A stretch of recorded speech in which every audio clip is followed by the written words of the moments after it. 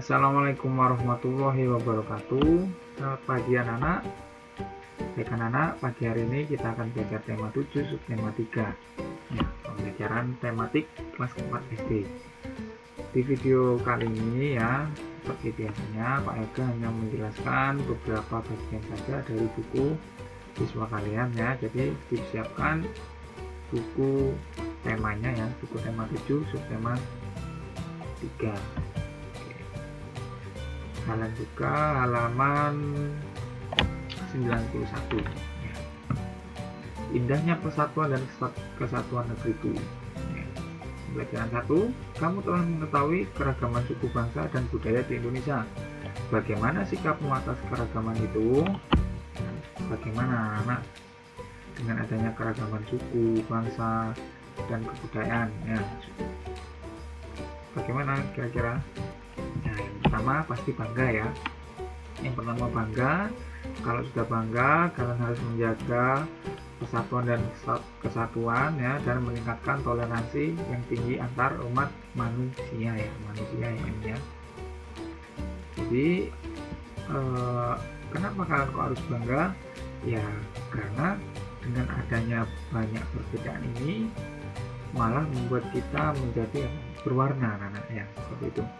Nah, untuk itu kita harus menjaga persatuan dan kesatuan NKRI ini ya, Negara Kesatuan Republik Indonesia, dengan cara saling toleransi antar umat beragama, antar suku ya.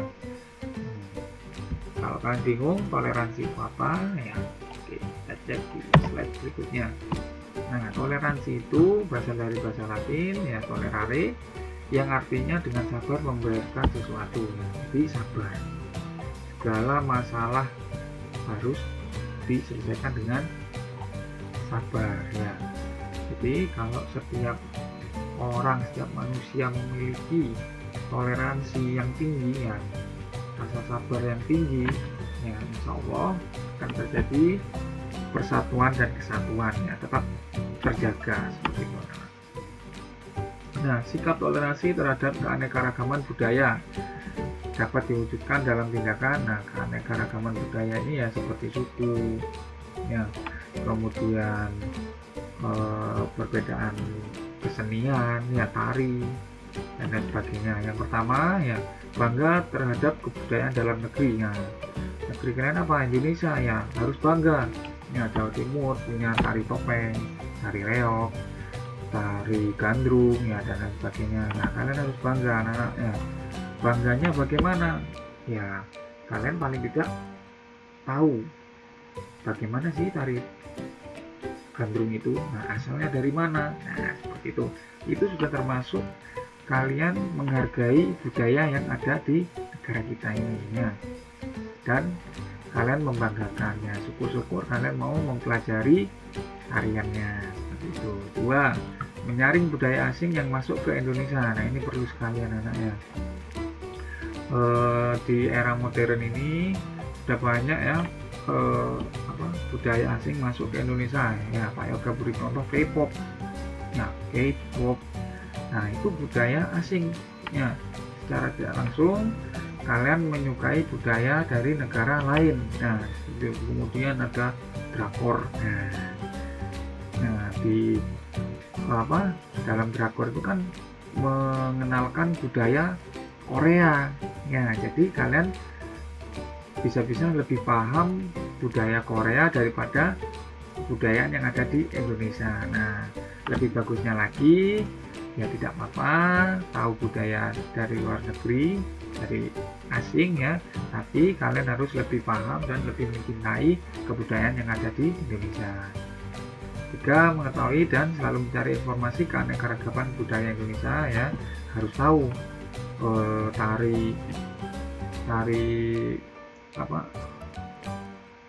tari topeng dari mana ya, harus tahu anak-anak. Terus kemudian suku ini dari mana ya, suku Madura dari mana, suku Batak dari mana, kalian harus tahu itu, seperti itu. 4, menghormati kebiasaan adat suku lain. Nah, ini sudah masuk antar individu ya. Jadi ketika ada temanmu mungkin dari Madura ya, kalian dari Jawa, karena logat Madura menurut kalian lucu, karena kan tidak pernah bertemu toh kalian, jadi lucu aneh cara ngomongnya. Nah, tidak perlu di gunjing ya, tidak perlu dicela ya namanya, kalian harus menghormati. 5. Menghargai hasil kebudayaan suku lain ya. 6. Mempelajari budaya yang ada di Indonesia. Nah, ini yang harus kalian lakukan ya. Budaya itu banyak, ada bahasa ya, ada tarian, mungkin masakan, mungkin kalian bisa belajar memasak ya, belajar membuat bumbu pecel mungkin ya, siapa tahu ya, seperti itu. Terutama bahasa dulu ya, saya yakin banyak bahasa-bahasa asing yang sudah mempengaruhi kalian ya, bahasa Korea khususnya ya, seperti itu, bahasa Inggris. Nah, tapi usahakan kalian harus bisa bahasa kesatuan negara kita, bahasa Indonesia yang pertama. Dan kalau bisa, karena kalian dominan dari Pulau Jawa ya, adatnya adalah Jawa, paling tidak bisa bahasa Jawa, seperti itu anak-anak. 7. Melestarikan dan mengembangkan berbagai jenis seni tradisional. Nah, ini dikembangkan ini bisa dipelajari ya, mungkin juga bisa diketahui asal muasalnya bagaimana. Lanjut ya. Sekarang toleransi antar umat beragama dapat diwujudkan dalam tindakan. Nah, saya kira kalian semua sudah memiliki sifat ini ya. Ya, bagus-bagus semua ya, semua dari siswa JNU 1 ini ya. Kemudian yang pertama, tidak menghina agama lain. 2. Tidak memaksakan agama.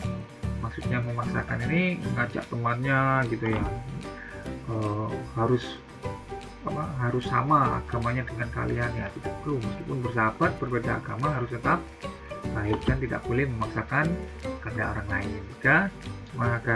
Menghargai agama yang diyakini orang lain ya, tidak boleh saling menghina. 4. Berbeda dengan baik. Nah, ini kalian dari dalam diri kalian sendiri ya, harus baik. Agama apapun semuanya baik ya anak-anak ya. 5. Saling menghormati antar umat beragama. 6. Memberi kesempatan kepada pemeluk agama lain untuk beribadah. 7. Menjaga kerukunan antar umat beragama. Penting sekali ya anak-anak ya, kalian harus memiliki sikap ini semuanya. Lanjut. Nah, ini sikap-sikap yang dapat memecah persatuan dan persatuan. Nah, ini sikap yang buruk pastinya ya anak-anak. Jadi kalian tidak boleh memiliki sikap seperti ini. 1. Memaksakan kehendak orang lain ya, oleh makso. 2. Acuh tak acuh, tidak peduli terhadap lingkungan sekitar. Nah, ini tingkat kepedulianmu ini harus tinggi, terutama ke lingkungan ya, ke lingkungan. Ada sampah berserakan depan rumahmu paling tidak ya, atau di dalam kamarmu, atau di dalam rumahmu ya, kalian harus memungutnya ya, taruh tempat sampah. Apalagi ada kerja bakti. Nah, jangan cuma cari makan sama gorengannya ya, jadi kalian harus ikut berpartisipasi, membantu ya, gotong royong. 3. Menonjolkan suku, agama, ras, golongan dan budaya tertentu ya, jadi tidak boleh mengapik-apik agama dewi, tidak boleh ya. 4. Mementingkan suku bangsa sendiri dan tidak memperdulikan suku lain. 5. Memaksakan kehendak dan berani menempuh tindakan melanggar norma untuk mencapai tujuan, tidak boleh ini ya. 6. Mencari keuntungan sendiri. Nah, ini tidak boleh mencari keuntungan sendiri ya. Jadi seperti itu anak-anak ya, cara kalian harus bisa bertoleransi dengan sesama kalian ya, sesama manusia ya, entah itu berbeda agama, berbeda suku, atau berbeda gender atau jenis kelamin ya, kalian harus tetap hidup rukun ya, apalagi bersaudara ya, kita semua bersaudara seperti itu. Oke, untuk materi kali ini juga ya, untuk materi yang kedua adalah gaya ya. Gaya adalah tarikan atau dorongan yang terjadi pada suatu benda. Nah, untuk gaya sendiri ada banyak ya anak-anak ya, di sini ada 6. Nanti akan Pak Yoga jelaskan beberapa saja ya, yang lainnya bisa kalian cari di referensi yang lainnya ya, mungkin di buku atau di internet ya, boleh. Nah, yang pertama ada gaya otot, gaya pegas, gaya gesek, gaya gravitasi, gaya magnet, gaya listrik. Nah, gaya otot ini otomatis dari otot ya, ini gaya pegas. gaya bekas ini dari alat biasanya ya, seperti pir, karet. Nah itu memiliki gaya bekas. Gaya gesek, nah gaya gesek ini adalah gesekan dari dua benda ya. Ketika kalian memindahkan bangku atau meja, nah itu akan terjadi gesekan kalau nggak diangkatnya. Kemudian gaya gravitasi, nah ini adalah gaya tarik bumi ya, gaya yang disebabkan oleh bumi ya. Ada gaya magnet yang disebabkan oleh magnet, kemudian gaya listrik ya, karena adanya aliran arus listrik. Nah, adapun sifat-sifat gaya yang harus kalian pahami anak-anak ya. Yang pertama, gaya menyebabkan benda diam menjadi bergerak ya. Contohnya kalian menendang bola ya, awalnya bolanya diam, tendang bus ya, hilang bolanya ya, seperti itu, bergerak. Yang kedua, gaya menyebabkan benda bergerak menjadi diam ya, kebalikannya dari yang nomor satu ini ya. Contohnya kalian mengontrol bola atau menangkap bola. Ketika bola dilempar oleh teman kalian, kalian menangkap bola tersebut, nah bola itu akan diam di tangan kalian, seperti itu. Yang ketiga, gaya mengubah kecepatan gerak benda. Nah ini masih tetap di bola ya. Ketika kalian bermain bola, kalian ngoper atau passing ke temannya ya, awalnya yang ngoper si A ke si B, nah B oper ke C, nah arahnya sudah berubah seperti itu. Yang keempat, gaya mengubah arah gerak benda. Oh maaf ya, untuk yang barusan itu yang mengoper bola itu yang ini ya anak ya, gaya mengubah arah gerak benda ya, maaf ya. Untuk yang kecepatan gerak benda ini ketika ngerem mobil ya, sistem pengereman pada mobil, motor ya, karena ada gaya gesek ya, kecepatannya itu akan berkurang, bahkan bisa berhenti gitu. Atau bola menggelinding, lama kelamaan kan akan berhenti ya, karena terjadi gesekan antara bola dengan tanah, seperti itu anak-anak ya. 5. Gaya mengubah bentuk benda. Nah ini contohnya ada platisin ya, ketika kalian TK dulu ya bermain platisin, mengubah bentuk malam atau platisin itu menjadi hewan-hewan ya, sesuai yang kalian bisa, mungkin menjadi ular. Atau contoh lain adalah gerabah atau pembuatan vas bunga ya, asbak. Nah awalnya dari tanah liat, kemudian dibentuk ya, dipijat-pijat dengan tangan tanah liatnya sehingga bisa menjadi asbak atau vas bunga, seperti itu.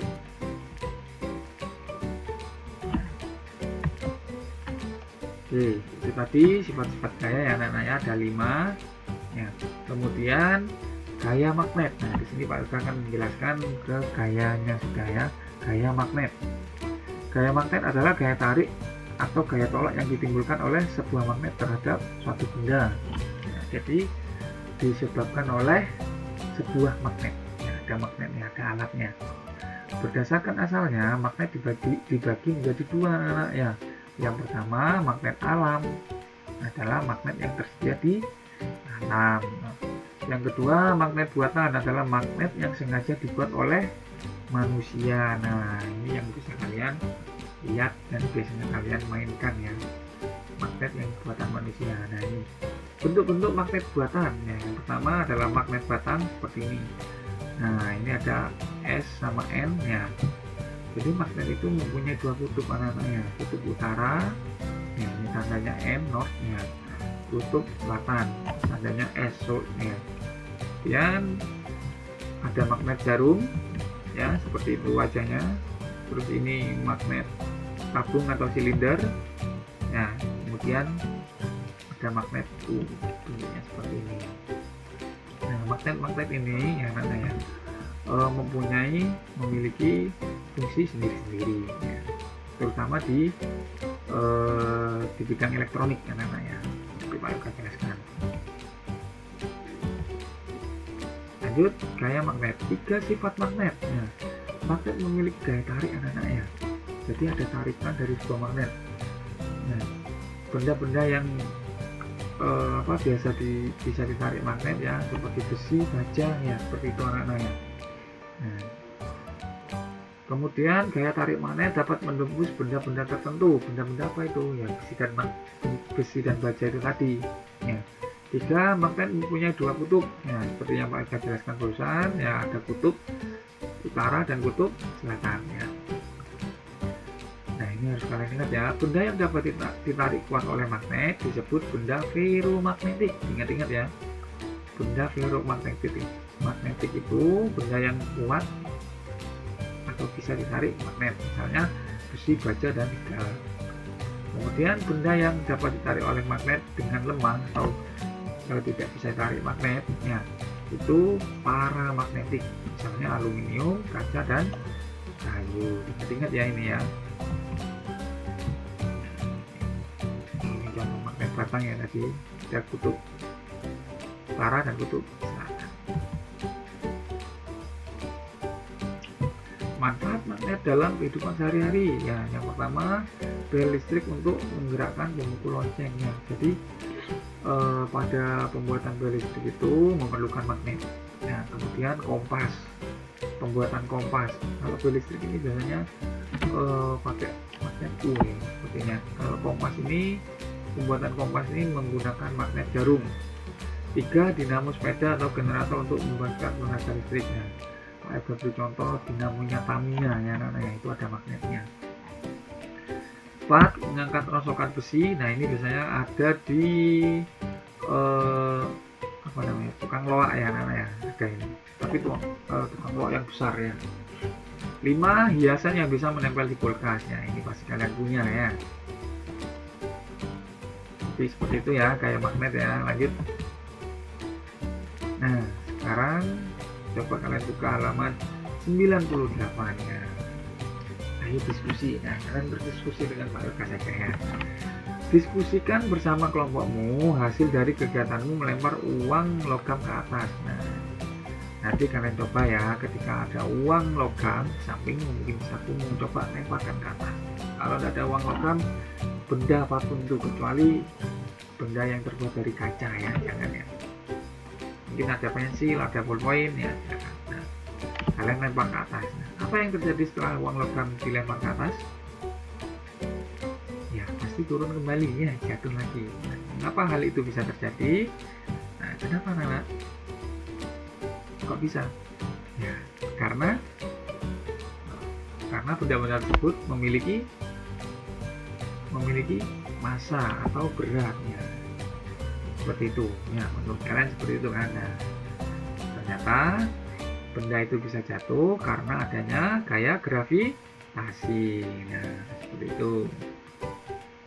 Bagaimana seandainya uang logam diganti bola, pensil, penghapus, dan kampasnya? Akan jatuh sama saja ya. Semua benda yang ada di bumi akan jatuh ke bawah ya, kecuali yang terbuang ya.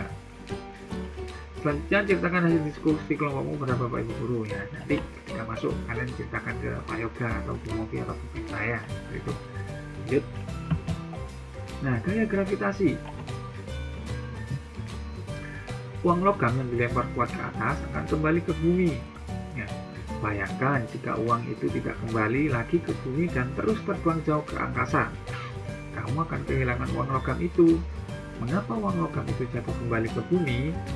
Uang logam dan benda apapun yang kamu lempar ke atas akan kembali ke bumi karena adanya gaya gravitasi. Nah, gaya gravitasi adalah gaya yang disebabkan oleh gaya tarik bumi yang dihasilkan oleh bumi. Gaya gravitasi ini akan menyebabkan semua benda yang berada di permukaan bumi selalu tertarik menuju bumi. Nah, jadi ketika ada benda yang memasuki bumi anak-anak ya, benda itu pasti akan jatuh ke bumi, ke tanahnya. Jika tidak ada gaya gravitasi, semua benda yang kamu lemparkan ke atas dengan mudah hilang karena melayang ke angkasa. Bahkan diri kamu sendiri dapat terbang dan sulit untuk kembali ke rumah. Oleh karena itu, gaya gravitasi sangat bermanfaat karena dapat menahan benda-benda agar tetap berada di bumi. Contoh peristiwa sehari-hari yang menunjukkan gaya gravitasi adalah jatuhnya buah yang sudah matang dari dahan pohon ke tanah ya. Contohnya kelapa ya, ada kelapa jatuh ke bawah ya. semua jatuh ke bawah ya, karena di bumi ini ada gaya gravitasi. Tapi kalau di luar angkasa anak-anak ya tidak ada gaya gravitasi, jadi semua benda akan melayang ya, seperti itu. Lanjut ya. Nah, gaya gravitasi bumi tadi sudah dijelaskan. Di sini Pak Ibu jelaskan lagi adalah gaya tarik yang ditimbulkan oleh gerakan bumi ya. Contoh lain dari gaya gravitasi ya, ini yang pertama, kita berjalan tetap menapak di tanah ya. Kalau tidak ada gaya gravitasi, kita akan melayang atau terbang. Bola yang melambung tinggi akan kembali ke tanah jika mobil yang berjalan tidak melayang-layang ya, jelas ya. Batu yang dilempar akan jatuh ke tanah. Kertas yang dilempar perlahan-lahan akan jatuh ke tanah ya. Bahkan kertas pun yang ringan ya, yang ringan akan jatuh ke tanah. 6. Kursi tidak melayang-layang. Manfaat gaya gravitasi yang pertama adalah menjaga kestabilan kehidupan di bumi. 2. Membuat segala benda yang ada di bumi berada pada tempatnya. 3. Membuat segala benda memiliki beratnya, seperti memiliki berat. Ternyata karena adanya gaya gravitasi ya, seperti itu. 4. Sebagai olahraga dan juga hiburan ya. Contoh olahraga yang memanfaatkan gaya gravitasi ya, itu contohnya atlet lompat indah, kemudian terjun payung ya, seperti itu anak-anak ya. Oke, jadi seperti itu ada gaya magnet dan gaya gravitasi. Untuk gaya yang lainnya ya, seperti gaya otot, gaya tegas, gaya gesek, kalian pelajari sendiri ya. Oke, sekarang buka pembelajaran 2. Nah, halaman 102 ya anak-anak. Keragaman budaya menghasilkan keragaman karya seni. Salah satu contoh karya seni rupa ya, berupa seni rupa ya. Jadi salah satu contoh karya seni berupa seni rupa. Karya seni ya, berupa seni rupa. Seni rupa-rupa ini ada bentuknya, seperti itu anak-anak maksudnya. Nah, perhatikan gambar karya seni rupa yang kreatif berikut ini ya. Di bukumu di situ ada gambar karya seni ya. Nah, anak-anak, yang pertama ini adalah, yang gambar ini ada dinosaurusnya, adalah montase ya. Ini sudah dijelaskan berkali-kali ya dari semester 1 ya. Montase itu adalah karya seni yang dibuat dengan cara mencampurkan berbagai gambar yang sudah jadi ke dalam suatu bidang tertentu sehingga membentuk cerita. Sumber gambar yang digunakan berasal dari majalah bekas, koran, kalender, brosur. Nah, jadi ini kamu hanya menempelkan gambar-gambar saja ya. Gambar yang kamu ambil dari majalah, koran ya, bahkan dari ngeprint dari internet ya, kamu tempel lagi sehingga membentuk suatu gambar seperti ini anak-anak ya. Ini ada Monas di dekat gunung es ini ya, ada rumah, ada dinosaurus ya, ada UFO-nya. Jadi seperti itu, sesuai dengan kreasi kalian ya, dan juga sesuai dengan tema. Nah, adapun langkah-langkah membuat montase, yang pertama ini ya, ada 5 langkah. Membuat gambar dasar, menyiapkan alat bahan, mencari gambar sesuai dengan kebutuhan. 4. Memotong gambar. 5. Menempelkan gambar pada media dan memberi hiasan. Itu. Lanjut ya. Kemudian gambar yang kedua adalah gambar kolase ya, yang ini di bukumu. Ya, kolase adalah karya seni yang dibuat dengan menempelkan suatu bahan bekas atau alam pada media ke dalam satu komposisi yang serasi sehingga menjadi karya baru. Nah, untuk kolase ini anak-anak ya, lebih ditekankan adalah menggunakan bahan-bahan dari alamnya. Contoh daun kering, biji, nah seperti itu. Ingat ya, itu kolase. Bahan-bahan yang dapat digunakan untuk membuat kolase ya, kertas bekas, kertas koran, ya, kain perca, daun kering, ranting atau bunga kering. Kemudian peralatan yang dibutuhkan untuk membuat kolase adalah kertas kardus atau karton, alat tulis, alat memotong, dan alat perekat untuk lem. Nah, sebenarnya semua ini karya seni ini ya menggunakan bahan dasar lem anak-anak ya. Kenapa? Kegiatannya menempel. Langkah-langkah membuat kolase: 1. Menyiapkan alat dan bahan. 2. Membuat sketsa. Nah, harus ada sketsanya dulu anak-anak ya. Ini dibuat sketsa dulu. 3. Menggunting bahan sesuai pola. 4. Menempelkan bahan pada kertas. 5. Menambah hiasan pada pola agar lebih menarik. Nah, ini untuk kolase biasanya bahannya terbuat dari alam yang pertama ya. Kemudian komponen bahannya itu besar-besaran anak ya, seperti ini daun ini nggak digunting lagi, nah ya udah dibiarkan seperti ini. Nah, nanti akan ada perbedaannya dengan mozaik ya, memang sepintas hampir mirip dengan mozaik untuk kolasenya, tapi perbedaannya itu ada di bahannya. Kalau kolase dari alam dan umumnya bahannya itu sudah dibiarkan besar-besar gini ya, tapi kalau mozaik ya bahannya berupa potongan-potongan kecil ya, gitu ya. Nah seperti ini mozaik ya anak-anak ya. Mozaik adalah karya seni dekorasi bidang yang dibuat dengan menyusun kepingan bahan. Nah ini kepingan ya anak-anak ya, dan ditempel menggunakan pekat. Nah, bahan-bahan yang digunakan untuk membuat mozaik, nah ini kalau mozaik ini juga perbedaannya dengan kolase. Kalau mozaik bisa dari bahan alam ya, bisa juga dari bahan buatan ya, yang ini ya kaca genting keramik. Kalau bahan dari alam, cangkang telur ya, kulit jagung, biji-bijian. Pembuatan mozaik pada umumnya hanya menggunakan satu material saja. Nah selain itu untuk mozaik satu material saja anak-anak yang menjadi pembeda itu. Kalau kertas ya kertas saja, kalau biji-bijian ya biji-bijian saja, seperti itu. Kalau daun ya daun saja. Tapi kalau kolase tadi kita bisa mix ya, kita bisa kolaborasikan dari biji, daun, nah bisa jadikan satu. Tapi untuk mozaik ya ini, untuk mozaik hanya satu bahan saja yang dipilih, seperti itu.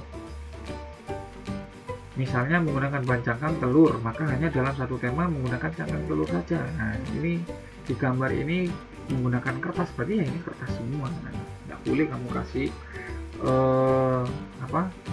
daun, biji, nggak bisa. Nanti hasilnya namanya bukan mozaik tapi kolase, seperti itu. Kemudian yang kedua, langkah-langkah yang berikutnya ya, langkah-langkah membuat mozaik. Yang pertama, siapkan alat dan bahan. 2. Membuat sketsa sesuai tema. 3. Menempelkan bahan. 4. Memberi warna atau hiasan. Ini mungkin butuh hiasan lagi, diberi warna. Di sini lebih bagus anak-anaknya, seperti itu. Nah ini ada karya seni lagi satu ya, namanya karya seni aplikasi. Karya aplikasi. Nah karya ini ya disebut dengan menempelkan bentuk dari bahan tertentu yang umumnya pada kerajinan kain. Nah ini kain dari kain ya. Ini perpaduan kain dengan pensil warna ya. Ini yang digunakan adalah kain flanel ya anak-anak ya.